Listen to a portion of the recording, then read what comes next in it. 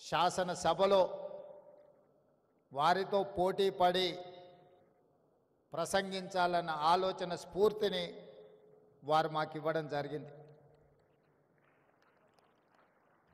ఈరోజు ఒక మాట ఈ వేదిక మీద నుంచి నేను అధికారికంగా చెప్పదలుచుకున్నాను. తెలంగాణ రాష్ట్ర విభజన సందర్భంగా 16,000 కోట్ల రూపాయల మిగులు బడ్జెట్తో తెలంగాణ రాష్ట్రం ఏర్పడ్డది అని అంటే 16 సార్లు రోసయ్య గారు ఆర్థిక మంత్రిగా ఉమ్మడి రాష్ట్రంలో ఒక నిబద్ధతను,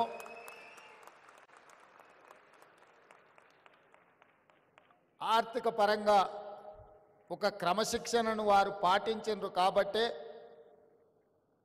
తెలంగాణ రాష్ట్ర ఏర్పాటు సందర్భంగా 16,000 కోట్ల రూపాయలతో మిగులు రాష్ట్రంగా తెలంగాణ రాష్ట్రం అవతరించిందని చెప్పి నేను ఈ సందర్భంగా ఖచ్చితంగా చెప్పదలుచుకున్నా.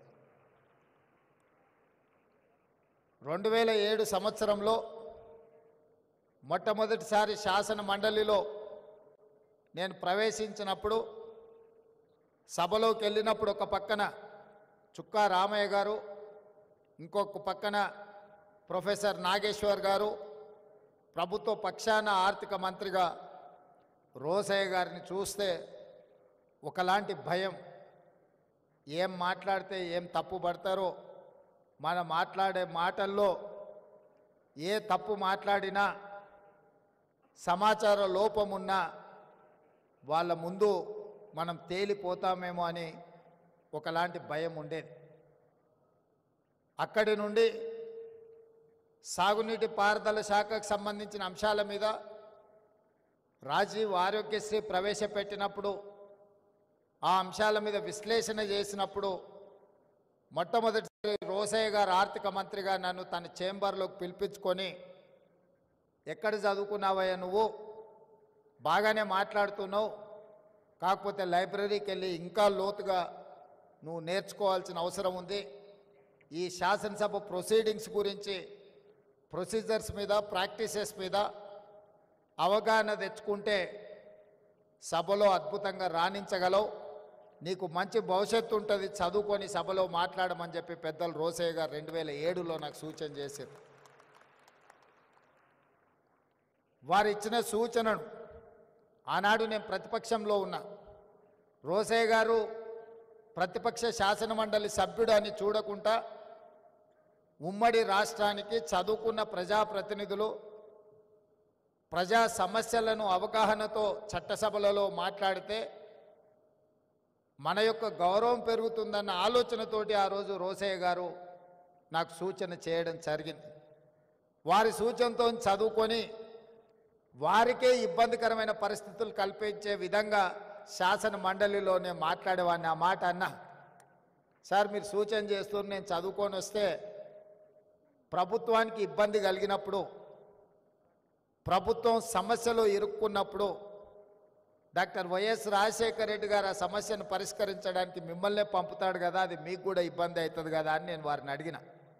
అంటే వారు అన్నారు, ప్రతిపక్షంలో ఉన్నప్పుడు ప్రశ్నించాలి, పాలకపక్షంలో ఉన్నప్పుడు పరిష్కరించాలి, ప్రజాప్రతినిధులుగా ఇది మన బాధ్యత, దీంట్లో ఎవరం బేసిజాలకు వెళ్ళాల్సిన పని లేదు, నువ్వు సమస్యలతో అవగాహనతో వచ్చి మాట్లాడితే మా ప్రభుత్వం వాటిని పరిష్కరిస్తుంది, తద్వారా మా ప్రభుత్వానికి మంచి పేరు వస్తుంది తప్ప మీరు ప్రస్తావించారు కాబట్టి మేము వాటిని పరిష్కరించకుండా ఉండాలన్న ఆలోచన మన ప్రభుత్వానికి ఉండదు. ముఖ్యంగా ఆర్థిక శాఖ మంత్రిగా అది నా బాధ్యత అని వారు చెప్పినప్పుడు నాకు ఆనందం కలిగింది. ఈరోజు అలాంటి స్ఫూర్తి కొరవడింది చట్టసభలలో. ప్రతిపక్షాలు ప్రశ్నిస్తే పాలకపక్షాన్ని ఏదో పోతుంది అన్నట్టుగానో, ప్రశ్నించే వాళ్ళని అసలు మాట్లాడించడానికి అవకాశమే ఇవ్వద్దు అన్నట్టుగానో పరిస్థితులు తయారైనాయి. ఆ పరిస్థితుల నుంచి బయటపడాల్సిన అవసరం ఉన్నది. ప్రతిపక్షాలు కూడా రోసయ్య గారు చేసిన సూచన ప్రకారం చదువుకోవడం ద్వారా, సమస్యల పట్ల అవగాహనతో కూడుకున్న ప్రసంగాలు చేస్తే అవి సమస్యలను పరిష్కరించడానికే కాకుండా ప్రభుత్వాన్ని ఇరుకున పెట్టడానికి ఉపయోగపడతాయి. తద్వారా ప్రజలకు ప్రయోజనం చేకూరుతుంది. తద్వారా శాశ్వతంగా ప్రజలలో ఒక చెరగని ముద్ర. ఈరోజు రోసయ్య గారు వారి కుటుంబం రాజకీయాలలో లేరు. రాజకీయ అవసరాల కోసం మనం వెళ్తే వాళ్ళు పరిష్కరించగలిగిన పరిస్థితుల్లో ఉండకపోవచ్చు. అయినా ఇన్ని వేల మంది ఈరోజు ఇక్కడికి వచ్చిండ్రు అని అంటే శాసనసభ్యుడిగా, శాసనమండలి సభ్యుడిగా, పార్లమెంట్ సభ్యుడిగా, ఉమ్మడి రాష్ట్ర ఆర్థిక మంత్రిగా వివిధ శాఖలను నిర్వహించిన అనుభవంతో వారు ముఖ్యమంత్రిగా, గవర్నర్గా దాదాపుగా 50 సంవత్సరాల పైగా ప్రజా జీవితంలో వారు రాణించినరు. ఎన్జి రంగా గారి శిష్యుడిగా వారు ఒక గొప్ప గుర్తింపును తీసుకొచ్చిండ్రు. తమిళనాడుకి ఏ గవర్నర్ వెళ్ళినా, తమిళనాడు రాష్ట్రంలో గవర్నర్ ఎవరు బాధ్యతలు నిర్వహించినా ఏదో ఒక వివాదంలో ఇరుక్కోవడమో లేకపోతే ఆ ముఖ్యమంత్రులతో తగవు పెట్టుకొని వారు ఏదో ఒక సమస్యలో కూరుకుపోవడమో జరుగుతుంది. కానీ అనుభవం కలిగిన రోసయ్య గారు అత్యంత రాజకీయ వివాదాస్పదమైన తమిళనాడు రాష్ట్రంలో కూడా గవర్నర్గా రాణించి వారి యొక్క అనుభవాన్ని అక్కడ వారు ప్రదర్శించారు. అంటే వారి స్ఫూర్తి, వారి పట్టుదల, మాటలలో వారి చతురత, పాలకపక్షంలో ఉంటే ప్రతిపక్షాలను ఇరుకునబెట్టడం కానీ, ప్రతిపక్షంలో ఉంటే ఎవరు ముఖ్యమంత్రిగా ఉన్నా వారిని ఇరుకునబెట్టే విధానం మనం నేర్చుకోవాల్సిన అవసరం ఉన్నది. ఈరోజు ముఖ్యమంత్రిగా వారు ఆనాడు మర్రి చెన్నారెడ్డి కావచ్చు, నేదురుమల్లి జనార్దన్ రెడ్డి గారు కావచ్చు, భవనం వెంకట్రామ్ గారు కావచ్చు, అంజయ్య గారు కావచ్చు, లేదా డాక్టర్ వైఎస్ రాజశేఖర రెడ్డి గారు కావచ్చు, వాళ్ళు ప్రశాంతంగా ప్రభుత్వాన్ని నడిపి ముఖ్యమంత్రులుగా వారి అధికారాన్ని చెలాయించిందంటే సమస్యల్ని పరిష్కరించడానికి కుడిభుజంగా రోసయ్య గారు ఉన్నారు కాబట్టే వారు ప్రశాంతంగా ముఖ్యమంత్రులుగా కార్యక్రమాలను నిర్వహించారు. ఈరోజు తెలంగాణ శాసనసభలో రోసయ్య గారు లాంటి వ్యూహాత్మకంగా సమస్యల్ని పరిష్కరించగలిగిన సహచర నాయకులు లేకపోవడం కొట్టొచ్చిన లోటుగా కనిపిస్తుంది. అలాంటి సహచరుడు ఉంటే ముఖ్యమంత్రిగా ఎవరైనా అద్భుతంగా రాణించవచ్చని నేను ప్రగాఢంగా నమ్ముతున్నా. ఎందుకంటే ముఖ్యమంత్రిగా చదువుకొని రాకపోయినా గతం గురించి సంపూర్ణమైన అవగాహనతో, భవిష్యత్తు ప్రణాళికలతో రోసయ్య గారు సిద్ధంగా కూర్చునేవాళ్ళు. మనం విఠలాచార్య సినిమాలో చూసేవాళ్ళం. అక్కడ అగ్గిబాణం వేస్తే ఇటువైపు నుంచి వానబాణం వేసి అగ్గిని ఆర్పే విధంగా ప్రతిపక్షాలు ఎంత ధీటుగా సమస్యల్ని ప్రస్తావించినా రోసయ్య గారు అంతే చతురతతో వాటిని ఎదుర్కొని ప్రభుత్వాన్ని ఎల్లవేళలా కంచె వేసి కాపాడేవాడు. అందుకే ముఖ్యమంత్రులుగా ఎవరున్నా నెంబర్ 2 పొజిషన్ పర్మనెంట్, 1 పొజిషనే మారుతూ ఉండేది. అది విజయభాస్కర్ రెడ్డి అయినా, చెన్నారెడ్డి గారైనా, అంజయ్య గారైనా, భవనం వెంకట్రామ్ అయినా, డాక్టర్ వైఎస్ రాజశేఖర రెడ్డి గారైనా, ఇలా 1 పొజిషన్లో పాత్రలు ఎప్పుడూ మారేటివి.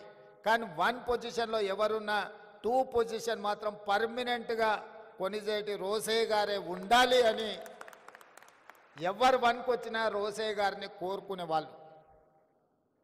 పెద్ద ఆయన ఏ రోజు కూడా 2కి వచ్చిన కాబట్టి 1లో ఉన్న వాళ్ళని జరిపి కూర్చోవాలని వారెప్పుడు తాపత్రయపడలే, తొందరపడలే.